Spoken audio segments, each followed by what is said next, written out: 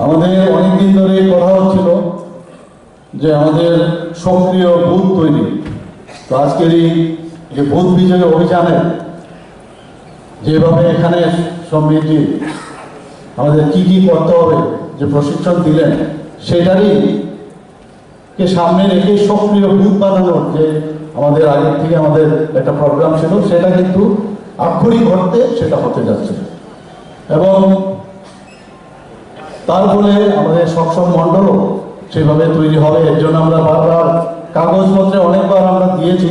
আমি যখন সভাপতি ছিলাম তখন আমরা চেষ্টা করেছি, কিন্তু যেহেতু এখন ইলেকশন খুব সন্নিকটে, এর জন্য এর প্রয়োজনীয়তা কিন্তু আরো বেশি করে সেটা স্থান পেয়েছে।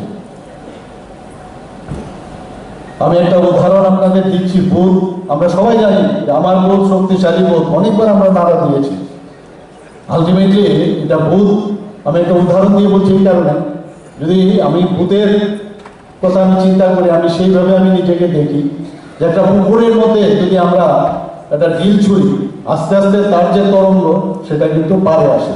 তো বুথকে আমি মনে করি যে পাড়ের সাথে আমি তুলনা করতে পারি। একটা পাড় এবং শক্তিশালী হওয়া প্রয়োজন, বুথও সেইভাবে শক্তিশালী হওয়া প্রয়োজন। এবং বুথ থেকেই কিন্তু আমি ঢিলটাকে ছুঁচ্ছি, সেই ঢিলটা কিন্তু আমি বুথের মধ্যে পাড়ের থেকেই কিন্তু আমি ঢিলটা ছুঁচ্ছি।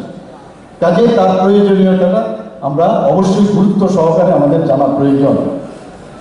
এবং আমাদের প্রধানমন্ত্রী, যশস্বী প্রধানমন্ত্রী নরেন্দ্র মোদীজিও সেই কথা বলে থাকেন। আমাদের বর্তমান হোম মিনিস্টার আদরণীয় অমিত শাহজিও সেই কথা বলেন। আমাদের আদরণীয় ন্যাশনাল প্রেসিডেন্ট জেপি নাড্ডাজিও বলেন। সবসময় আমাদের যারা দিল্লি থেকে আমাদের নেতা নেত্রীরা এখানে আসেন, সেই বিষয়ে কিন্তু ওনারা এই কথাগুলো বলেন। তো আজকে এই বুথ বিজয় অভিযানে আমরা আশা করি আমাদের কেন্দ্রের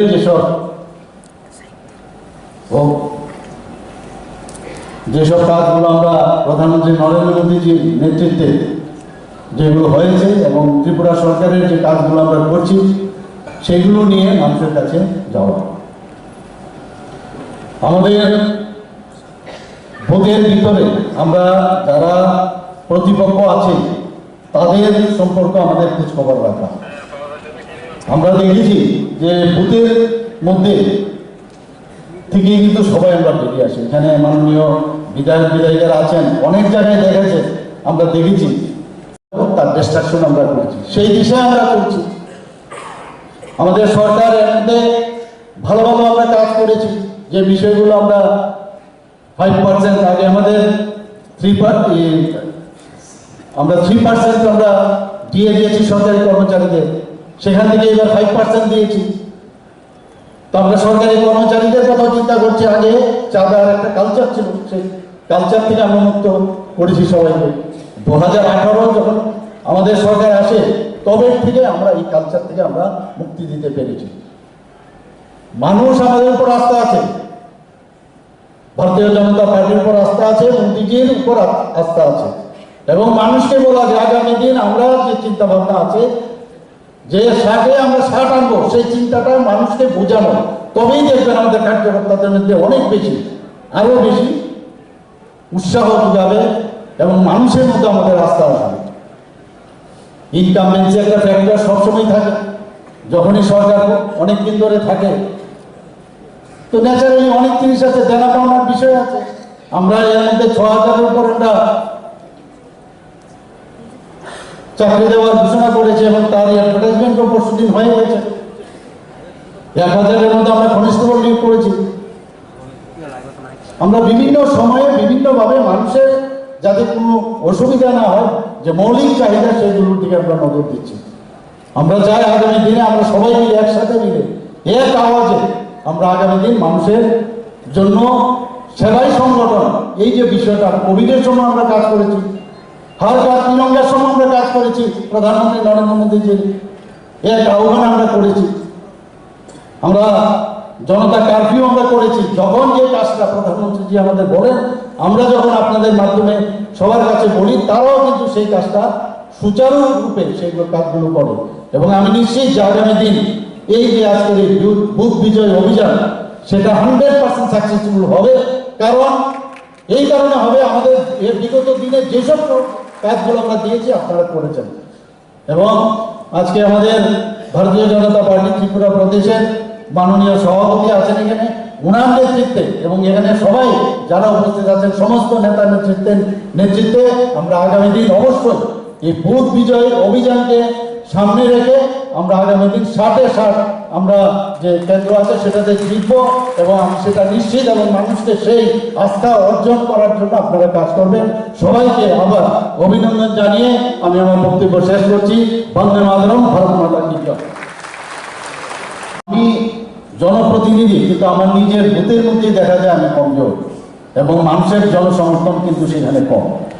তো এখানে যারা যারা বিধায়ক বিধায়িকারা আছেন সবাইকে আমি একটাই অনুরোধ করব, যারা জনপ্রতিনিধিরা এমপি থেকে শুরু করে অন্যান্য যারা জনপ্রতিনিধি আছে, আমার বুথে যখন যে দায়িত্ব দেওয়া হবে বুথের মধ্যে যেন আমরা প্রকাশ করি এবং কি কারণে আমার বুথে আমার সমর্থন কম সেই বিষয়ে আমরা তার অনুসন্ধান করা এবং তাকে শক্তিশালী করা সেই বিষয়টা যেন আমরা দেখি।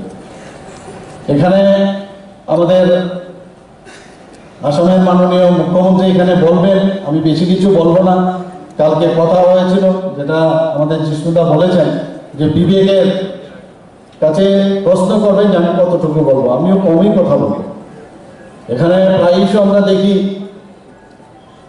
যে এখন যে যিনি আমাদের বিরোধী দলের নেতা এবং প্রাক্তন মুখ্যমন্ত্রী প্রায়শই উনি বলেন ত্রিপুরাতে নাকি আইন শৃঙ্খলা নেই, ত্রিপুরাতে আইন শৃঙ্খলা নেই এই কথাটা বলে কারণ ওনাদের কাছে কোনো ইস্যু নেই। এখন আইন শৃঙ্খলার নামে ইচ্ছে করে ওনারা আইন শৃঙ্খলার অবনতি করার প্রচেষ্টা করছে এখন। তো সেটা সম্পর্কে ভূতের সমস্ত কার্যকর্তারা 21 জনের যে কমিটি আছে সবাই এই বিষয়গুলো অবগত হওয়া এবং সবাইকে বলা।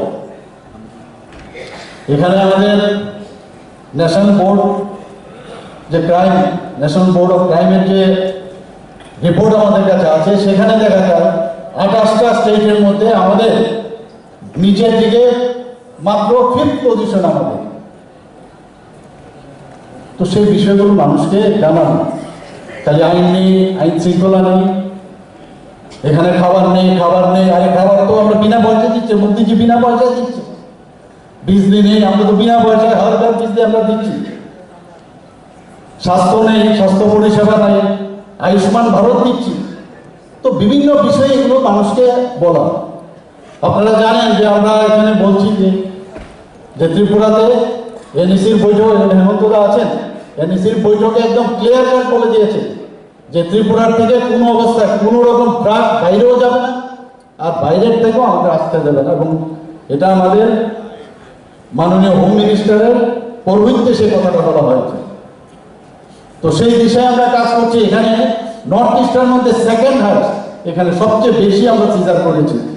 এই সমস্ত ডিফেন্স ডিটেল থেকে আরম্ভ করে বিভিন্ন যেসব গাঁজা থেকে আরম্ভ করে